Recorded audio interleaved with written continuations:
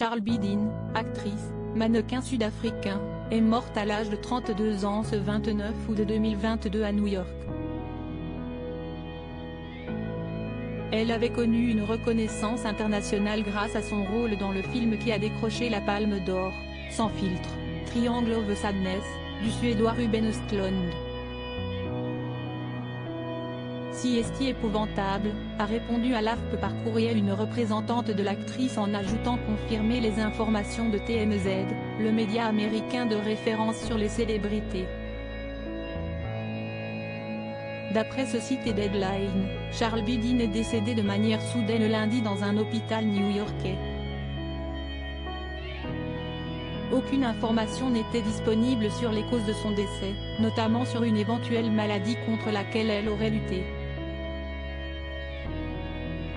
Cependant, des médias locaux comme Captown etc. ont fait le lien avec son grave accident de voiture survenu en 2009.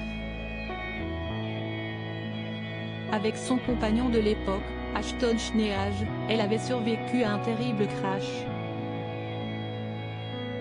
Grièvement blessée, elle avait eu le poumon perforé, 2 vertèbres touchées ainsi que le poignet, 4 côtes et un coude cassé.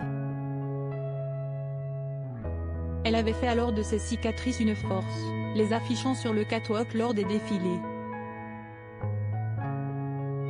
Charles Bidin Crick est né le 5 février 1990 au Cap, en Afrique du Sud, et avait débuté le mannequinat à l'âge de 6 ans, puis une carrière sur les écrans à partir de 20 ans avec 2 premiers films sud-africains, Spud en 2010 et la suite Spud 2 en 2013, avec John Cleese notamment.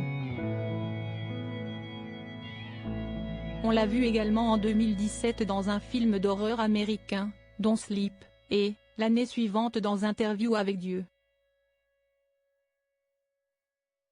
Dans le long-métrage Sans filtre qui a obtenu la récompense suprême à Cannes sous la présidence de Vincent Lindon, elle jouait le rôle de Yaya, top modèle et influenceuse, obsédée par son image et sa carrière, qui se voit offrir une croisière de luxe avec son petit ami lui aussi mannequin.